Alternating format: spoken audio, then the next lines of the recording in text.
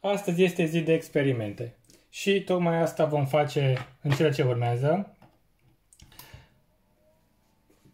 Sunt curios și mă gândesc că și între voi sunt mulți curioși care s-au gândit, cel puțin o dată, ca în momentul în care calculatorul este pornit, eu acum voi intra în BIOS ca să aveți o imagine mai clară pe ecran.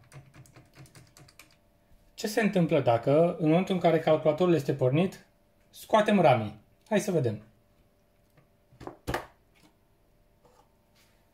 Aceasta este imaginea pe care o avem. Pentru că, neavând placă video dedicată, video se face în chipset și memoria este luată din memoria RAM.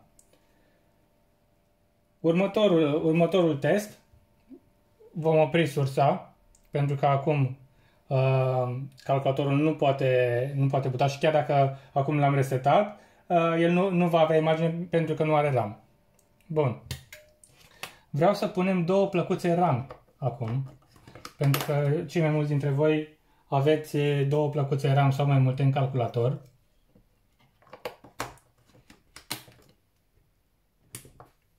Pornim. Intrăm în BIOS.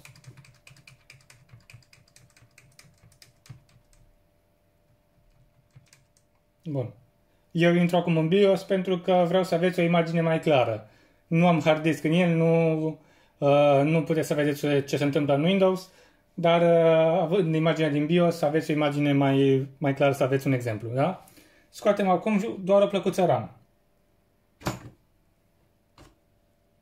Mai devreme am atins eu cu mâna de ventilator. Să aveți mare grijă când faceți asta și nu vă recomand să faceți aceste experimente acasă pentru că vă puteți strica calculatorul pe care îl aveți. Eu îmi permit să fac acest lucru cu placa de bază pentru că este o placă pe care o am de teste și vreau să experimentăm împreună pe ea. Bun.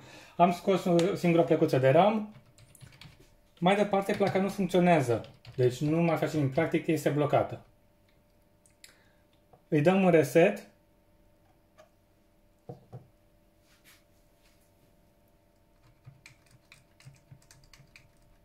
Vreau să vedem dacă acum butează, da? A butat, da?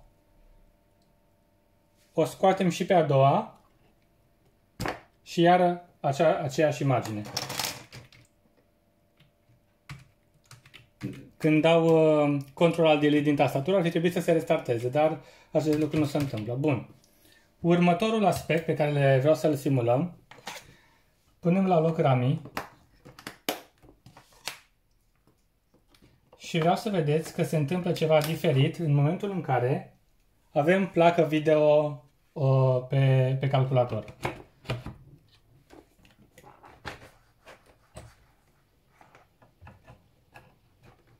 Bun, pornim.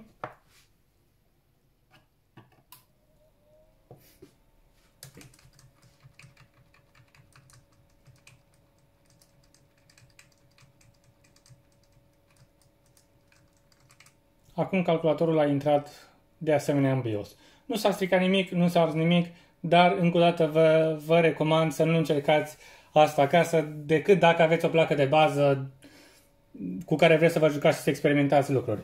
Eu asta fac pentru voi, tocmai ca să nu fie necesar să vă stricați calculatorul bun pe care îl aveți acasă, da? Bun, scoatem din nou o plăcuță de RAM.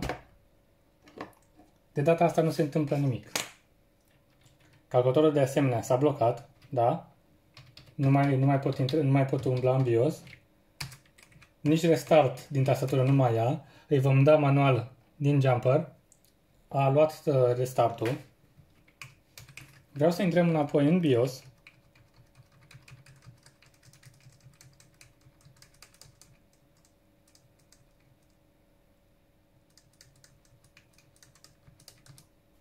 Bun. Nu avem imagine acum. Ok. Oprim sursa. O repornim. Repornim placa de bază.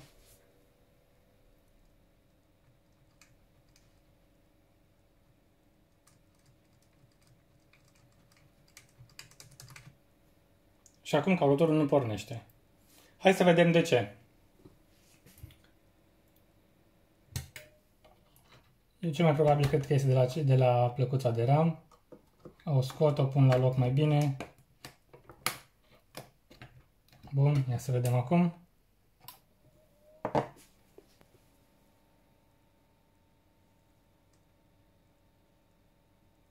Bun, acum pornește. Da? În regulă. O scoatem acum și pe a doua. Vreau să vedem ce se întâmplă. Din nou,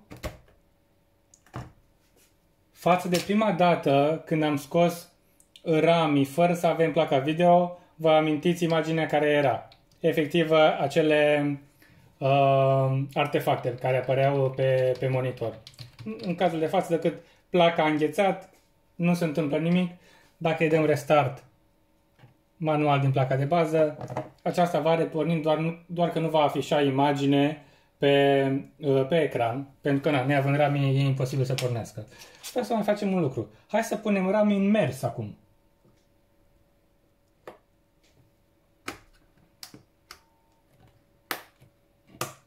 Bun. E clar că nu o să pornească. Hai să dăm un restart întâi din placa de bază, să vedem dacă inițializează RAM-ii.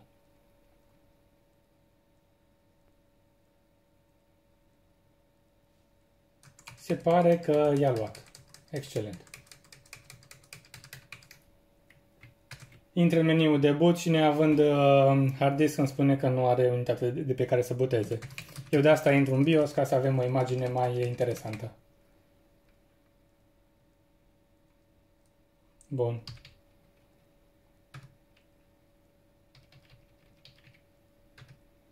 Intrăm aici, avem plăcuță veche de 1 GB de RAM DDR2 am pe ea. Sunt niște RAM vechi pe care am avut în casă și țin special pentru teste și pentru probe când am nevoie. Dacă pun a doua plăcuță de RAM,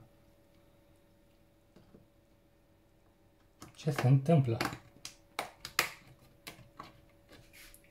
Nimic, iarăși calculatorul s-a blocat, îi dăm restart.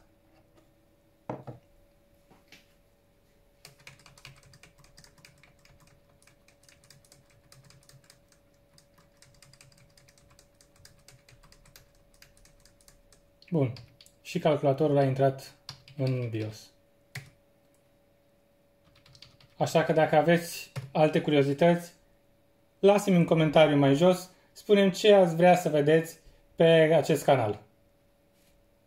Zi faină și mult spor în toate!